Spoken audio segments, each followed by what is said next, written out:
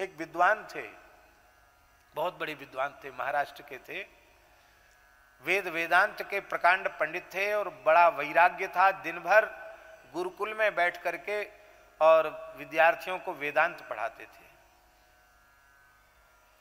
बड़े बड़े क्लिष्ट ग्रंथ, क्लिष्ट टीकाएं पढ़ाते थे। और एक समय आकर घर में भोजन करते थे। एक तपस्वी त्यागी की रहनी से वे रहते थे। एक दिन उनकी घरवाली साग में नमक डालना भूल गई, ब्राह्मणी। लगे उस पर खींचने, रुष्ट होने के, रे सारी व्यवस्था तो मैं जुटाता हूं घर में, कैसी रसोई बनाई, आज तो साग में स्वाद ही नहीं है। उसने कहा कि आप क्षमा करें, भूल हो गई है, मैं नमक ले आती हूं, आप डाल दो। अरे बोले, ऐसे थोड़ी स्वाद आता है, जब नमक पकता है सब्जी के साथ, साग के साथ, तब उसमें स्वाद आता है। ऐसे तो फिर कोई कम रह जाएगा या ज्यादा भी हो सकता, हमको कोई अंदाजा थोड़ी है। कैसी स्वादहीन साग बनाई। ज्यादा बिगड़ने लगी तो उसने कहा कि चलो, मैं तो बड़े मन में दुखी होती थी कि मैं पढ़ी लिखी नहीं हूं, लेकिन अब मैं प्रसन्न हो गई।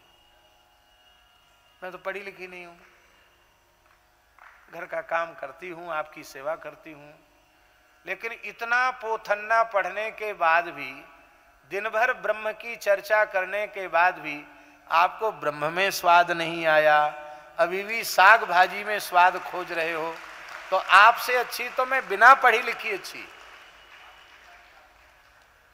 इतना सुनते ही उनको वैराग्य हो गया और वे सब कुछ त्याग कर चल पड़े।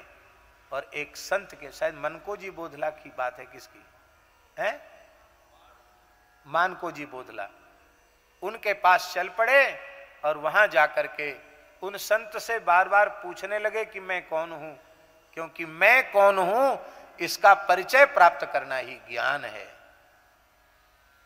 वो महात्मा राम राम कर रहे थे, उनको बार बार छेड़ने लगे, मैं कौन हूं, मैं कौन हूं। एक डंडा लगाया उन्होंने, एक डंडा लगाते ही समाधि लग गई, समझ में आ गया मैं कौन हूं। पोथी पढ़ने से समझ में नहीं आया, संत की कृपा से समझ में आ गया मैं कौन हूं।